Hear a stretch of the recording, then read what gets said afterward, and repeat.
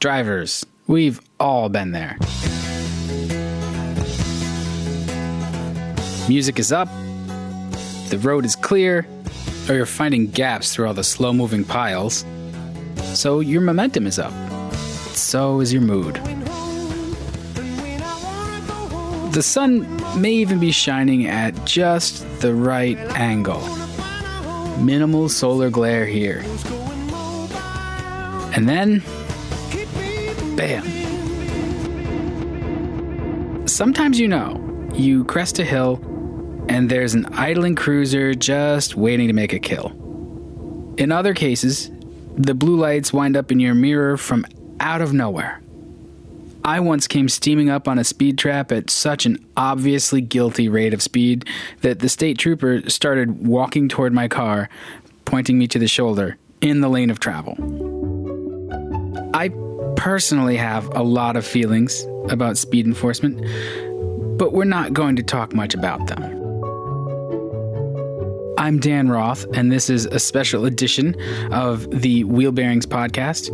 I'm talking with John Dandrow and Randy Bader from Radenso Radar.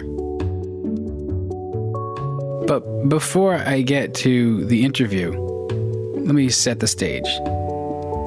For decades, if you had your emotions stirred by speed trap experiences, your recourse was to get a radar detector. And for decades, detectors have been about the same. At its core, a radar detector has been a precisely tuned radio looking for energy in the frequency bands that speed detection systems use. It's been a cat and mouse game. As detection improved, the companies making speed enforcement tools also got more clever.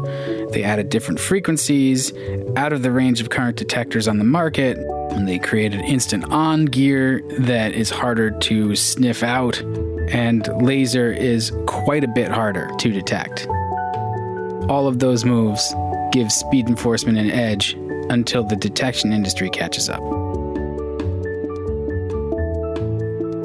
The first radar detectors weren't that sensitive or very smart, and it's still common to have a city mode to reduce false alerts from automatic doors, road signs that display your speed, and other stray radio interference.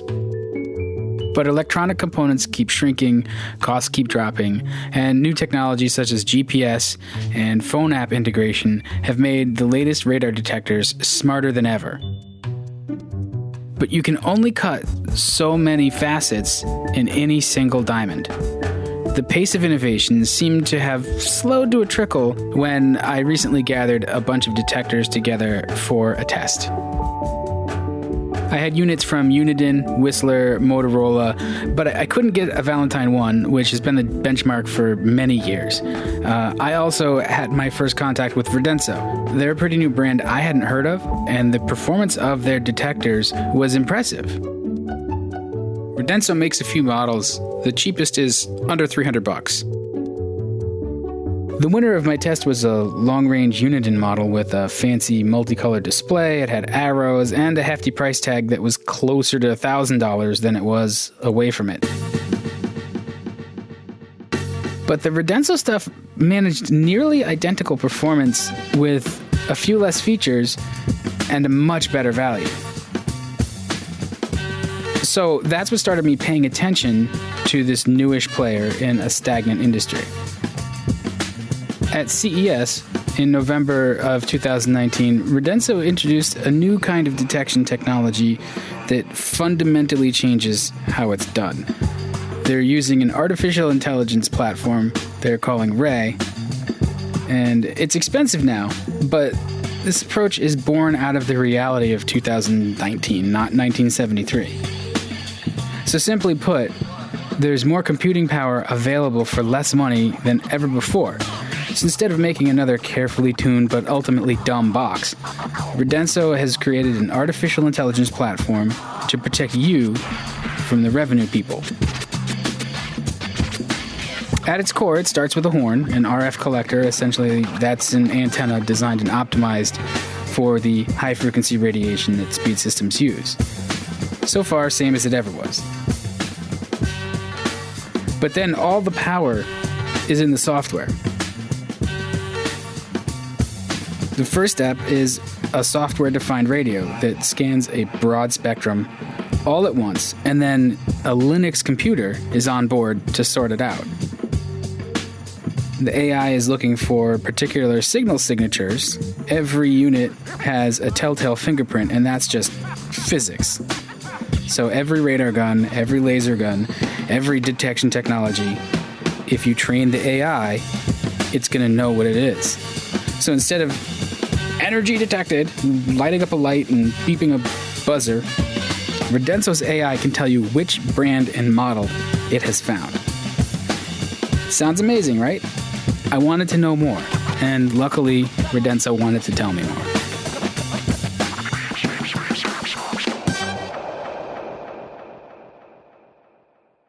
I'm here with John Dandrow and Randy Bader from Radenso Radar. If you guys are radar detector people, you're car people too, I hope, right? Please, tell me you're car people. I think every single person here owns one or more enthusiast level cars. I have a BMW M2 that's heavily modified for the track, although not as heavily modified as Randy's actual race car. And then I daily a Golf R. Oh, those are two really good, very German choices. they're both blue as well. So yeah. So Randy, what's your race car? I've got a 2001 Subaru Impreza coupe that's been pretty much converted to a fun track car. It's got a cage, WRX swap, fuel cell, running E85. AP racing stuff. AP racing brakes. Essex brakes are awesome. The whole 9 yards pretty much. Been building it for about 11 years now. Randy's actually a Subaru ambassador. Oh, you are? That's awesome. I spoke with a guy who was a Subaru ambassador because he had it's actually through another article I was doing. He had one of the oldest brats, I guess, in the country, in the U.S. And so, oh wow, that's awesome. Yeah, Subaru was like, we're going to show that car right alongside all of these other early Subaru like racers and stuff. So it's really neat. That level of enthusiasm. That's two solid enthusiast choices. What's your daily driver though? Mine is the Toyota 4Runner. Okay, all right. That's at least it's not. You could have said something boring. So that's good. No, that's fine. Well, he's got to tow the Subaru with something. Right, exactly. And the 4Runner has character. So let's get through it too. So, what's your background? I guess before radar detectors, or did you always kind of? And I guess more specifically for John, because I saw some videos of you out at SEMA introducing the latest and greatest your AI-based tech, which looks really, really fascinating, and we'll get to that. But what's your background before you got into radar detectors specifically? So that's a question that I always chuckle a little bit when people ask, because I actually have a classical piano performance degree. So I like to tell people I'm a failed pianist. However, I've been an electronics hobbyist my whole life, as well as a car enthusiast my whole life. It's funny how much it's actually funny how I realize now that hobbies I started when I was younger, such as building my own amplifiers for audio or own DACs, as they call them. Yep. Or, modifying computers on just overclocking them, etc. Those are things that kind of gave me the fundamental understanding of signals that I use every day in my job. So, failed pianist, electronics hobbyist, and now somehow a radar detector company owner. That all fits. Every single one of those vibrates. So that's really like at the end of the day, right? Like that's what a radar detector is. It's a vibration detector. All right. So, and then the Radenso origin story, does that dovetail with that? Or how did you get involved? Yeah. So back in college, I invented a product called the No Photo. And this is something that, in a lot of ways, my cousin gave me the idea for. My cousin is not a car enthusiast, but she lived in Washington, D.C., and one day at a holiday party, she was complaining about how many of the photo tickets she would get in the mail. You know those cameras that automatically take pictures of you speeding and then mail you a fine? And she was getting them for going 7 or 8 miles per hour over the limit on big 4-lane highways. And I realized that if that was a problem she was having, a lot of other people probably were too.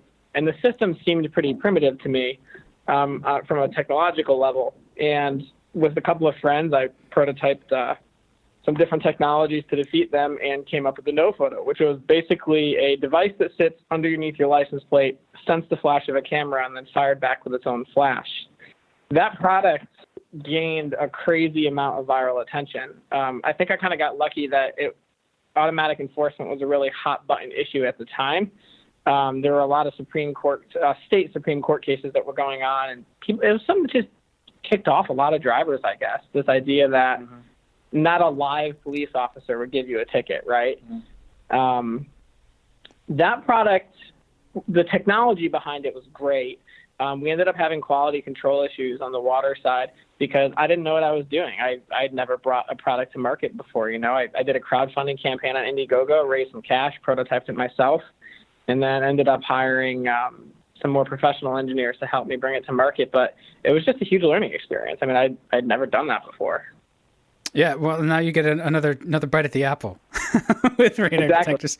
And that really is how I look at it. I mean, the mistakes that I made during that development cycle helped me learn a lot for this, and also introduced me to the industry connections, the capital connections that enabled me to purchase Radenso, which was a very small company. It was actually a husband and a wife that started it, and then grow them by, double-digit multiples over the last couple of years into a real player in the industry.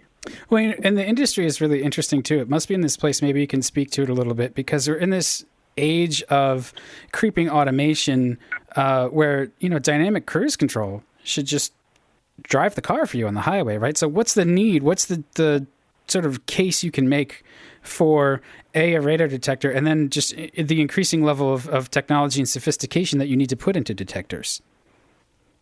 I think that, to your first point, I kind of separated into two categories. And one of them I'll call the more visceral reaction, and then the other one's a more intellectual argument for radar detectors. From a visceral standpoint, I think one of the things that's not unique to Americans, but is kind of, I guess we focus on sometimes, is we just don't like being told what to do necessarily, especially if we can't really see why it makes sense, right? Obviously, there's certain laws in society that nobody has a problem with. Don't murder people, that's obvious. But when it comes down to, you're a felon for going 21 miles per hour over the speed limit in some states, but not 19. I think people look at that and say, why? This is ridiculous. This might be a money grab, or there's some other ulterior motives. And people like independence, and radar detectors are a tool that help people enjoy driving more and kind of speak to that visceralness of freedom. From an intellectual standpoint, one of the things that got me interested in it was really learning the history of speed limits in the United States. And it's really interesting how a lot of it ties back to the gas crisis a couple of decades ago. That's when a lot of the national speed limits were first put into place. A lot of states didn't even have speed limits. Montana was one of them.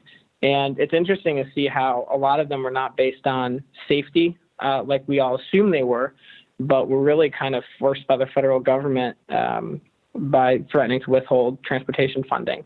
It was really fascinating, and I'm not going to go into all the boring details here, but I think when you look at how something came about, sometimes it gives you more clarity on where things currently stand. Why a unitasker in the age of smartphones too? Like, there's apps that go along with some of the radar detectors, but isn't there a way where you could do this with crowdsourcing, like Waze or some other app of do you still need to have something like another physical device that you stick in the windshield, next to your Easy Pass or whatever? It seems almost archaic to some folks that, I've got to buy this thing that only does one thing. So I guess, sort of back out from that too. Can you give us a solid explanation for that, why there's a unitasker?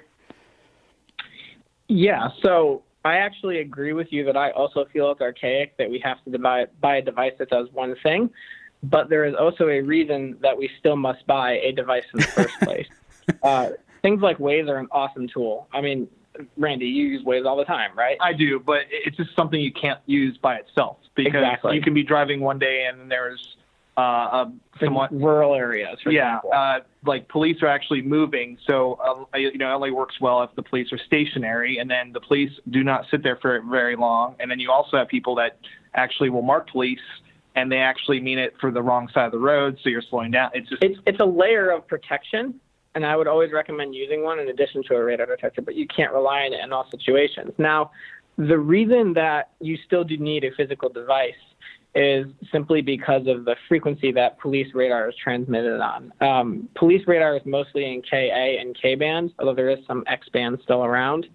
And just due to those frequencies, the size of the antennas that you need to correctly pick them up are a significant portion of the size of the phone themselves. So while phones are certainly fast enough nowadays to handle all that processing internally, there's no real good way to kind of build that level of sophistication into a phone that can actually have the hardware to detect police radar itself.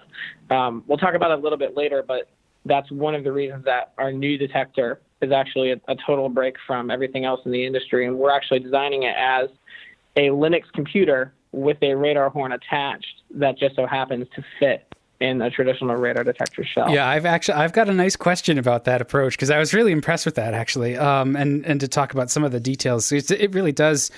It's a completely different way of sort of sensing what's out there. And what's the challenge of packaging this thing, and then cars are surrounded by and not your new one, just like your existing detectors of. You've got this very sensitive device. It's looking for all kinds of radio frequency, and it's bombarded by just the cars around it too, right? Like I did a detector test, and I think it was another brand, and the laser headlights in the BMW I was driving that week tortured it. I couldn't run the headlights with a detector on. It would just pick them up for some reason, or it just something about it just freaked it out. And so, like, how do you deal with that? So that's kind of a more profound question even. So when I was raising capital, which I knew we needed to invest into Radenso, I talked to a lot of investors, and it was interesting because they all kind of pigeonholed me as a product guy in almost a negative way. They say, oh, you're too much of a product guy. You're too much of a product guy. The radar detector industry is dying. Well, I'm not going to invest capital there. And it always struck me odd that people would say product guy in a negative way. For wanting to focusing so much on the quality of the product. And I think that this industry is mature, not because people don't want radar detectors, but because of the problems that you just brought up. They're mature because the products don't solve the need for the drivers or the customers like they did 20 years ago.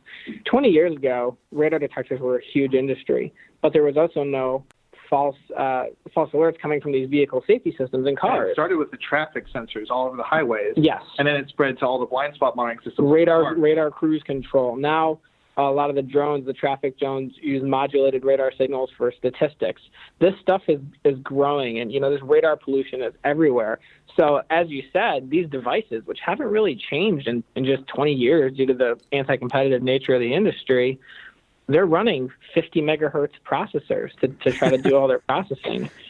I don't know how technical, I don't want to go too technical, but there's more power in a Fitbit than there is in every radar detector on the market. And that seems crazy to me in the day and age when these things are selling for $600 all the way up to, $3,000 or $4,000 for a custom installed system.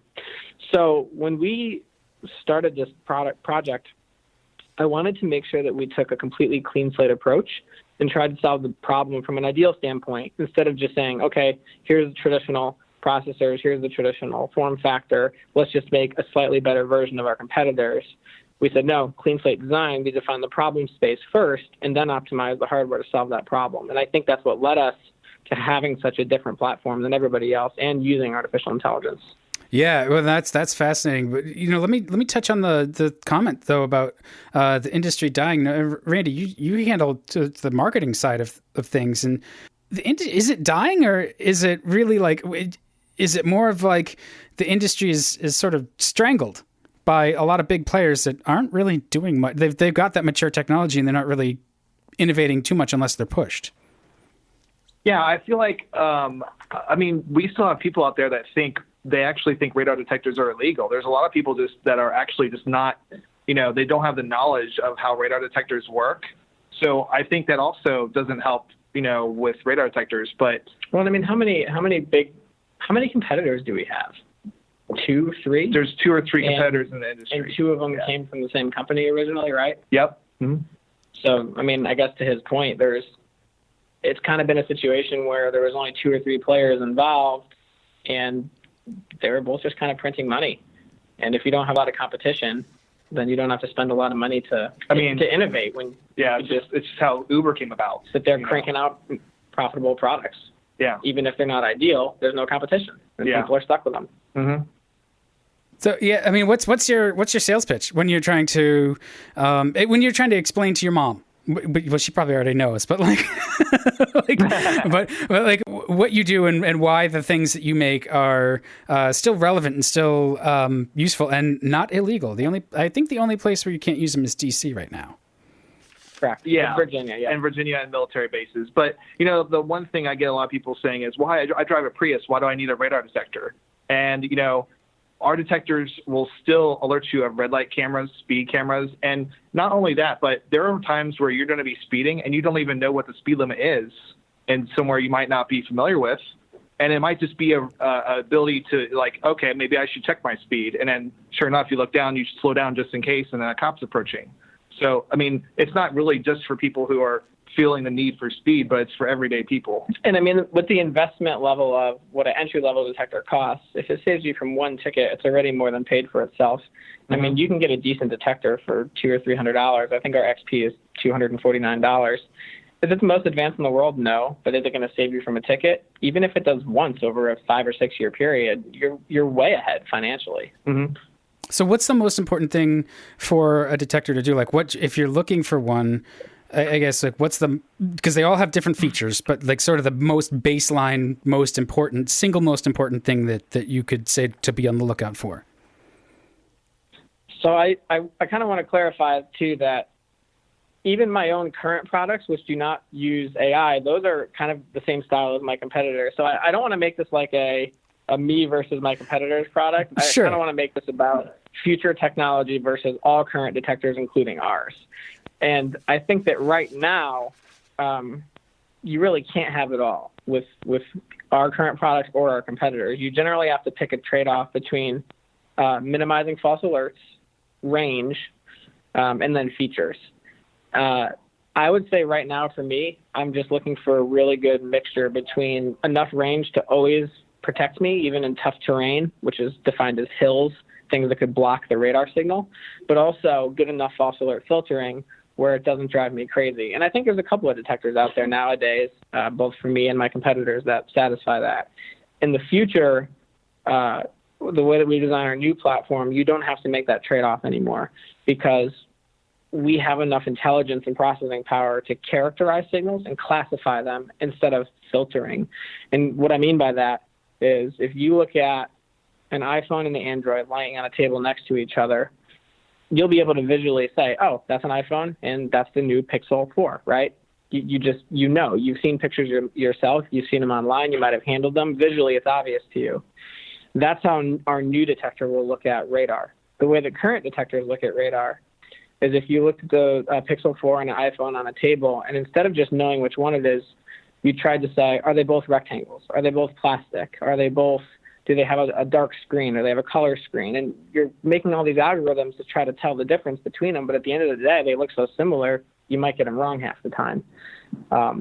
I think that's an interesting point to make about how the AI can just look at a signal and tell what it is instead of trying to filter it based on arbitrary criteria. Yeah, well, let's talk about that a little bit. I did find even as I was testing, the range was super important, and that limiting the false alarms was sort of the flip side of that. Like, yeah, you want something very sensitive, but you also want it to be smart enough to not go off every time you pass, a grocery store or something. And some of the traditional detectors, they use GPS so that there's known locations you can log them in. They've gotten about as smart as they can, really, with sort of the existing technology and the existing methods, and then bolting on other sort of pieces like GPS to sort of make them a little smarter.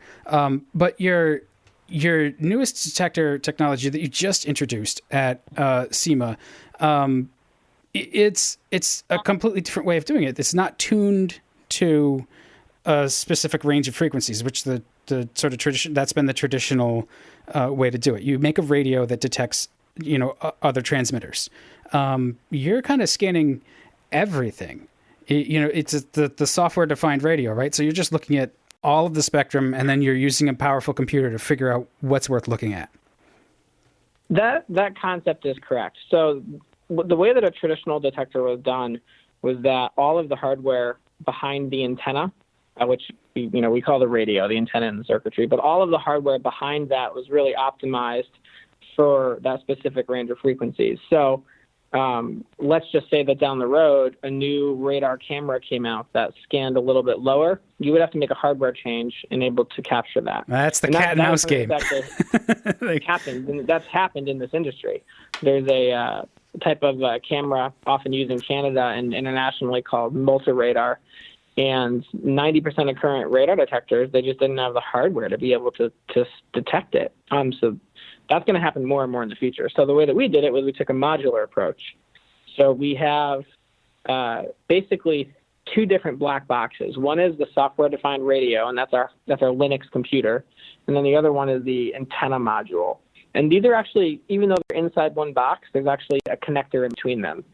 So our hardware, that Linux computer, can analyze any signal. It doesn't matter what it is. Our AI can receive signals from satellites and demodulate them.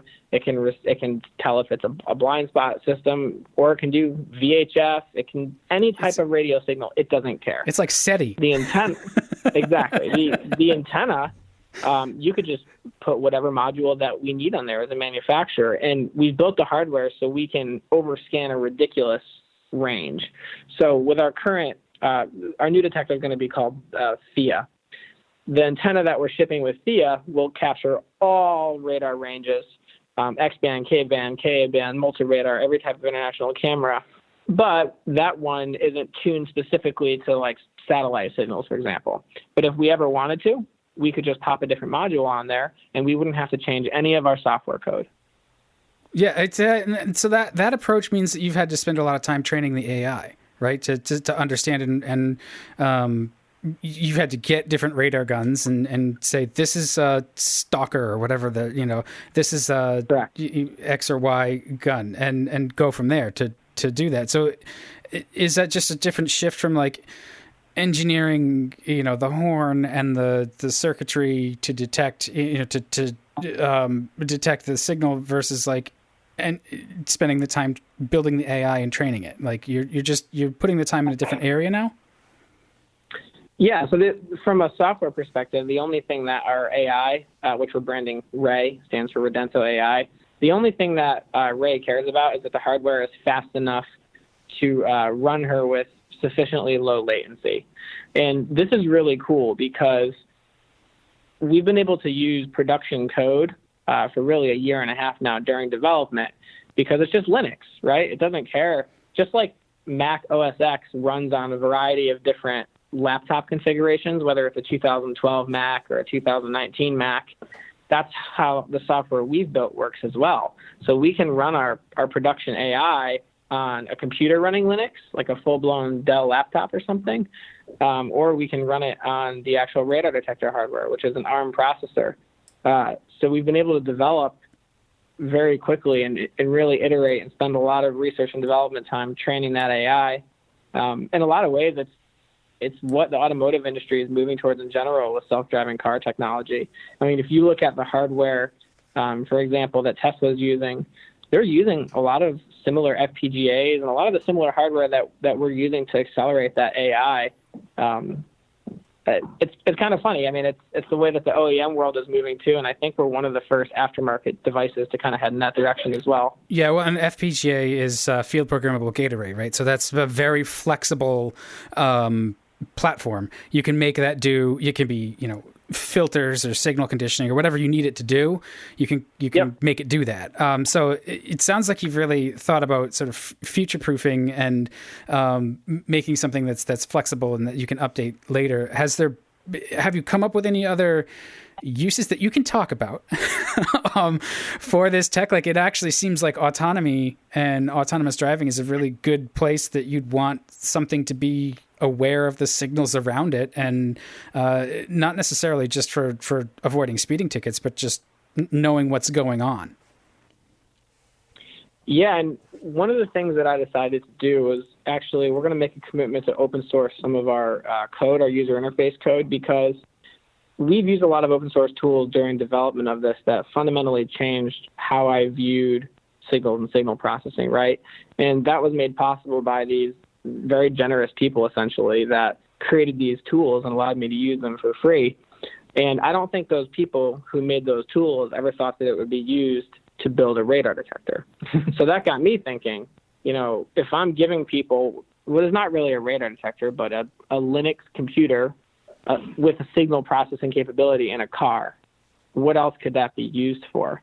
And I'm certain that, we're not smarter than the rest of the world. We're not smarter than the internet. There's going to be somebody out there who's going to figure out a novel use for this platform, and we want to make sure that we give them the opportunity to develop for it. Selfishly, off the top of my head, I can think of a few other applications. I know that when we go to the track here at Radenso, we like knowing our lap times. And it's kind of interesting, but if you look at popular lap timing devices like the AIM products, the AIM Solo or the Smarty Cams, or even Harry's Lap Timer, which is an app, they're pretty expensive, usually hundreds of dollars. And even the ones that use your cell phone, you have to buy a dedicated GPS for, because the GPS inside your cell phone doesn't update fast enough to be useful. It only does it one time a second or 1 hertz. Well, thinking ahead, I spent the money and put a 10 hertz GPS inside this radar detector. So it's conceivable that with a few days of coding, somebody will be able to say, hey, I want to use this radar detector as a high-performance lap timer. Go ahead, develop it. If we don't do it first, because I make my engineers. That's just the type of thing where we wanted to overbuild the hardware compared to what a normal radar detector would be, and then open it up to the community and say, here you go. It's a Linux computer it's an aftermarket Linux computer in a car. Have fun. Yeah, I mean, that's fascinating. Have you had any interest from OEMs at all about, say, integrating it into the car? Because that's like the holy grail of detection systems, is the ones that are very cleanly installed. They're not stuck to the windshield. So it's an interesting space. I know. So this industry has allowed me to make friends with a decent amount of executives in the automotive industry. It's actually especially interesting how many interesting people you meet at the track. Oh, yeah. But even though all of those executives use these products personally, I think from a company standpoint, some of them may be afraid of liability. And I think that's why I'd be surprised if in the near future we saw any kind of speeding devices integrated into cars. I think it's just a liability thing. Yeah, probably. That's too bad. I mean, think of the potential. You get your C8 Corvette with the special edition. I'm dreaming. Yeah, but I mean, it sounds like the best case for radar detectors in 2020 is just that there's a lot still left in the space, and a lot that you can still expect them to be doing, and things you haven't even thought up yet are coming. How does it work when you're figuring out how to improve the product and features to add? Is it just word of mouth, or is it like, again, the track day stuff, or how do you dream it up? Our products. We first and foremost, we use our products. We are our customers. We're building these products because we were all let down by the products in the space.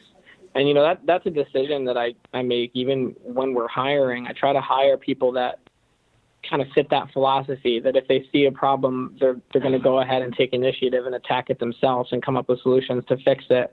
We try to really avoid being a passive company in that constant improvement regard. And then, we're the first layer. We build the products that we want, but there's actually a pretty amazing community around radar detectors and speeding countermeasures in general. We participate in a lot in a website called RD Forum. It's basically a big message board similar to any of the other car forums that I participate on, where people test these products and they discuss them, they rip them apart, they do teardowns. And I think some companies are afraid of that because there's some really smart people out there, and they will tear apart your product, and they'll find every corner that you cut, every compromise that you made. But we consciously try to say, okay, we're not perfect, no product is, but these people have a point. Let's see what we can do to take their advice and build the product that they want to buy. And I think what that's done is created a really strong grassroots movement of support for us, where we say, we're not perfect, but we'll commit to you that we will try to be perfect. Well, that reverse engineering is important too. I mean, that's part of how you guys figure out what to make the thing do anyway. I mean, I'm sure the guys at the radar gun companies are less than fond of, of your activities. Yeah, and I mean it's surprising how slow. I think we have an advantage as drivers because we don't have to deal with government contracts and all the red tape associated with that. They do come out with new technologies every now and then to try to counteract us, but they can't move with the same speed that a small, agile company can. I've seen a little bit more on the laser side of things. There's one company in particular who will not name, but they've shaken up the industry, coming out with a laser gun that was very difficult to jam. On the radar side so far, it's just mostly been that multi-radar camera up in Canada that I've talked about. Yeah, that's true. I kind of forget about laser to a certain degree. Just I've always kind of been like, if it's laser, they're going to get you. That's so hard to detect, but maybe that's really... Again, that's not the case. You can see the signature of the laser gun and detect it, even though it's kind of this like instant on thing that tortures other detectors. Laser jamming does exist, but that's a different product than radar detectors. It is illegal right now, I believe, in 11 or 12 states, so you have to have a little bit more awareness about where you're driving. And the real downside, why it hasn't grown as much as radar, is the cost. I don't think there's an effective laser jammer on the market for less than $1,000 for front protection plus install, which is also typically a $1,000 ordeal. So whereas you can get a decent radar detector for a few $100s and it's legal everywhere except Virginia, laser jamming, you got to spend a few $1,000s. So that's understandably a smaller market. Well, and if you're jamming laser, like, are you essentially basically shooting laser back at laser to confuse it? In a simplified way, you're absolutely right. Yeah. So that's just more expensive pieces anyway. Exactly. Yeah. And it has to be installed on the outside of your car, and there's rules about how to install them to make sure they're effective. There are some people that DIY it, but usually you have to go to an authorized dealer to get that done. I was surprisingly fascinated by it when I dug into the industry to write some reviews, because I thought that it was like, oh, it's just kind of like a stagnant market, but it's not actually. Yeah. I kind of want to ask like what's next, but it is the beginning of 2020, and we just talked about what's next, so it's kind of a loaded question. A lot of people make fun of me for saying this because they said, you can never say anything bad about your own products. But I think we're kind of a weird company where we say, yeah, we believe our products are the best relative to everybody else's, but I think they all suck, including the ones that I currently sell. And I think that's really the answer to what's next is we're focused on taking this technology that we've developed and we have prototyped here, but is in fairness, not yet for sale. Focusing on getting it through production, getting it out into the field, and then coming out with different models at different price points and have different features to make that technology available to as much people as possible. Because really it goes back to the fundamental question that I said in the beginning, is the industry, are sales slow in the industry because people don't like driving or because the products aren't up to their standards? And I personally believe that it's the second. So if we fix that problem, I think you're going to see a lot more buzz about radar detectors, maybe hopefully not even just among driving enthusiasts, but among the population at large. I think it's the people who get tickets would prefer not to get tickets. And I mean, really, all that a radar detector is right now the trade-off is safety against ticket versus your annoyance level. And to be honest with you, with products nowadays, they're going to annoy you more times per month than you are going to get a ticket. And that's, in my opinion, is what has held back adoption of these things. It's such a narrow demographic right now of customers that buy radar detectors, but that demographic is not the only demographic that gets speeding tickets. And the data that we have for that is mind-blowing, where you look at all these other populations that are constantly getting speeding tickets. My cousin, I mean, she's a young professional. She's a female. She is not a car enthusiast, and she was getting 3 or 4 of these tickets every couple months. Of course she wants a radar detector. But when I loaned her one, it beeps all the time. She said, I can't deal with this. But if you take away that problem, all of a sudden you've opened up the market to a lot more people. Right. Well, it'll be fascinating to watch. And for those of us that love to drive, I like having it. And maybe with autonomous cars making things easier for the people who don't want to drive, there'll be more room for us to actually go and drive. That's my hope. I would love that. That'd be awesome. All right. Well, so John Dandrow, Randy Bader from Radenso, thank you for spending time with us on wheel bearings, and we'll look forward to the next developments from you folks. Thank you very much. I appreciate it.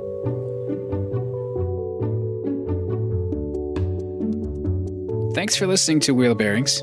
The whole crew will be back soon. We'll talk about what Sam and Rebecca saw at CES this year.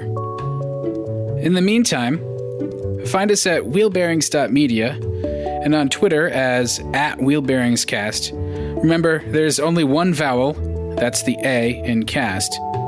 We're also at Car Review Tweets on Twitter, or you could just email us.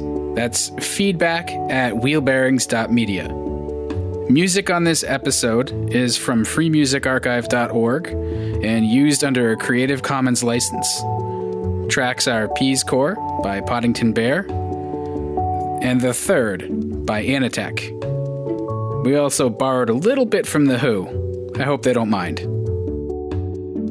Thanks again for listening to Wheel Bearings.